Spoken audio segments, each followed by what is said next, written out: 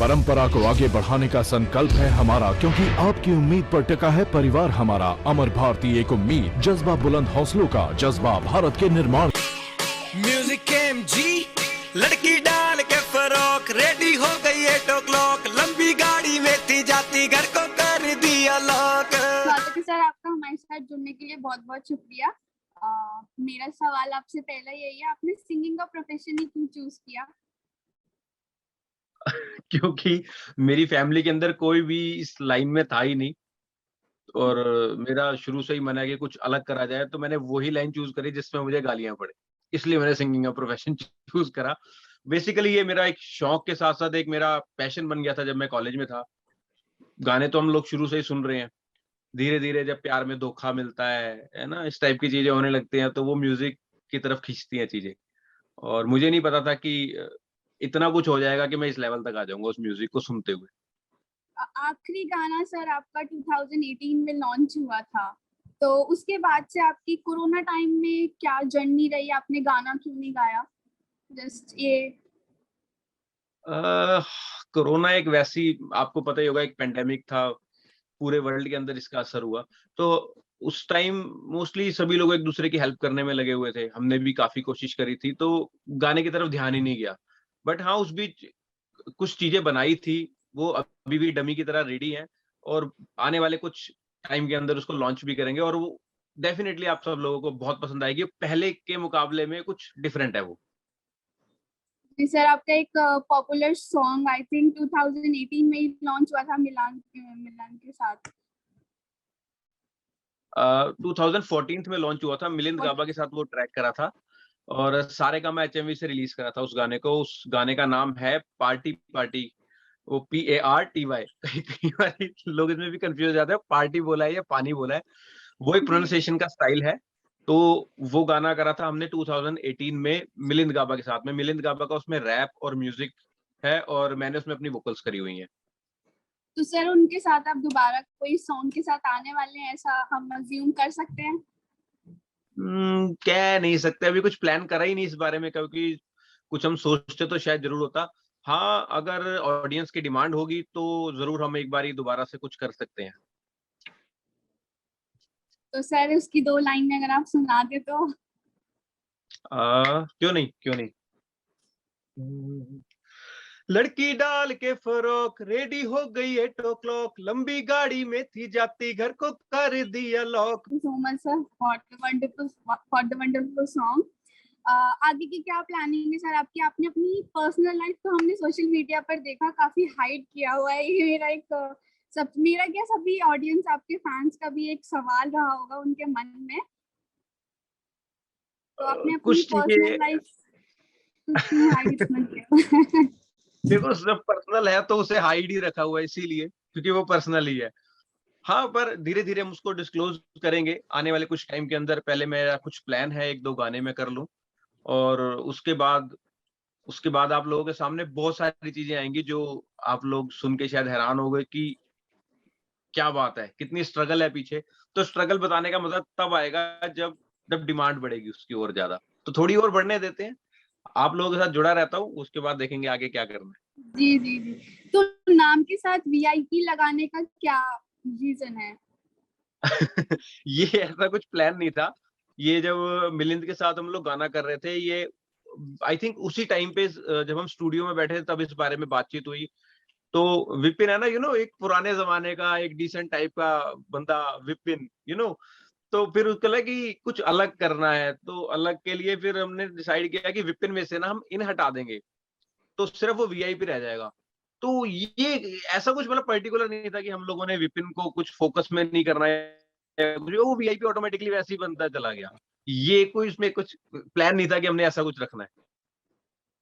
जी जी। तो किस नए गाने पर आप अभी काम कर रहे हैं?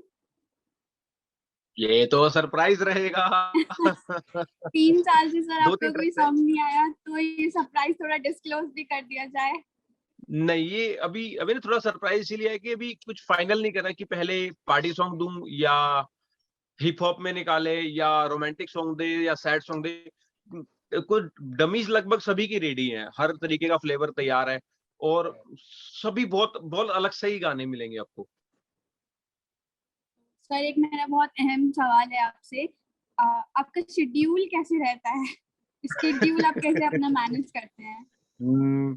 ये कुछ ऐसा है, बस शॉर्ट में बताता हूँ कि मैं मुश्किल से 4 से 5 घंटे अभी भी सो पाता हूँ, उसके अलावा मेरी नींद पूरी होती ही नहीं। अब इसके अंदर बहुत सारे काम होते हैं जो करने होते हैं। देखो, जैसे कि मैंने बताया कि मेरी फैमिली के अंदर मेरी कोई भी सिंगिंग म्यूज़िक लाइन के अंदर नहीं है, तो जो एफर्ट्स हैं वो खुद करने पड़ते हैं। और टीम जो है वो तो सिर्फ देखो म्यूज़िक के लिए है, तो वो म्यूज़िक के लिए हम लोग काम करते हैं, पर बहुत सारी पर्सनल चीज़ें ऐसी होती हैं जो हमें खुद हैंडल करनी होती है। तो सारा दिन मेरा ऐसे ही निकल जाता है। और कुछ बातें और भी हैं, वो आने वाले टाइम में। आप अपनी ये तो आवाज जी, को कैसे मेंटेन रखते हैं?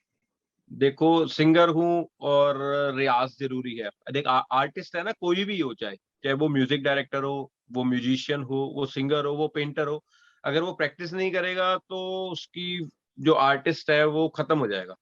तो रियाज़ करते हैं, 2 बार मौका मिलता है थोड़ी-थोड़ी देर का। कई बार ट्रैवल करते समय गाड़ी के अंदर चल रहा होता है। कई बारी ऐसे स्टूडियो में जैसे अब बैठे हो मौका मिलता है, तो यहाँ भी हम बैठ के लोग कुछ देर टाइम अपना स्पेंड करते हैं, तो रियाज़ हो जाता है। बाकी इतने सालों की मेहनत है, वो सालों से गा रहे हैं, तो वोकल्स वैसे भी सेट हो जाती हैं। सर एक आम आदमी से सेलिब्रिटी तक का सफर आपको कैसा लगता है? कैसी फीलिंग आती है? बहुत खतरनाक, बहुत डेंजरस। अरे! कितनी मेहनत करी है, क्या ही बताएँ। दिन-रात जागे, जॉब भी करी और वो पैसे कमाए, फिर उसको अपने ऊपर ही खर्च कर दिए, फिर क्या रिज़ल्ट आ रहे हैं वो देख रहे हैं। तो स्ट्रगल तो बहुत करी है। और तो कभी ऐसा हुआ है कि आप ऑर्गेनाइज़ पब्लिक प्लेस पर जा रहे हो और आपको बोला गया अरे आप तो वही है ना जिनकी हमने वीडियो देखी थी? उस समय आपको ऐसा कैसी कई बार फीलिंग आई? ऐसा कई बार हुआ। और मोस्टली तब होता था जब कोई वॉक के लिए मैं निकल जाऊँ पार्क में, ऐसा हो जाए, कहीं मैं ट्रैवल कर रहा हूँ। मैंने जैसे मैं एक आम आदमी की तरह ही अपने आप को ट्रीट करता हूँ। कभी बस पे भी चला जाता हूँ, अभी भी मेट्रो यूज़ कर ली, अपनी कार भी, मतलब जैसे भी है, वो जब कॉमन पब्लिक के अंदर इन्वॉल्व होता हूँ, तो वो एक सिंपल सी लुक होती है। वहाँ पे कोई वीआईपी नहीं, वो सिर्फ एक विपिन होता है वहाँ पर। बट हाँ, कई बारी जैसे लोगों ने गाना देखा होता है, उन लोगों को अच्छा लगता है, तो वो पहचान लेते हैं। तो मैं कई बार इसमें शरारतें कर जाता हूँ, वो मैं नहीं हूँ जी, वो कोई और है, इस टाइप से भी हुआ है। जी। तो आपने ट्रेनिंग कहाँ से ली है? मैंने जी क्लासिकल सीखा था 2008, 9, 10 के अंदर गंधर्व महाविद्यालय आईटीओ से। उस टाइम मैं साइमल्टेनियसली अपना डिप्लोमा भी कर रहा था भारतीय विद्या भवन मंडी हाउस से, जो कि इलेक्ट्रॉनिक मीडिया में है।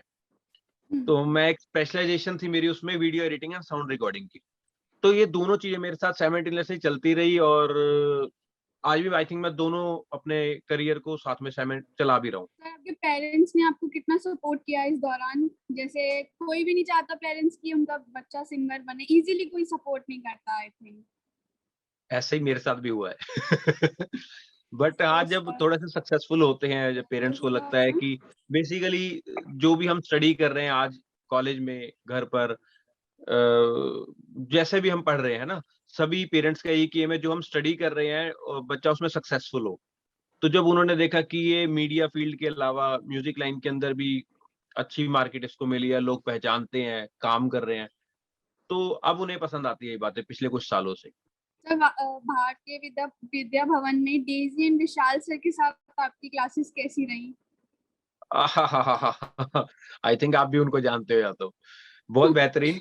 वो लोग अभी भी मुझे बहुत प्यार करते हैं, और जहाँ तक मुझे पता है मेरा 2008 और 9 8-9 वाला बैच था। तो वो लोग है ना, उस जी। टाइम मुझे मेरे नाम से कम, और मुझे उन्होंने मिक्का नाम दे रखा था। मोस्टली मैं मिक्का सिंह को फॉलो करता था, तो वो अभी भी मुझे उसी नाम से ही पहचानते हैं। और टीचर तो देखो टीचर ही होते हैं।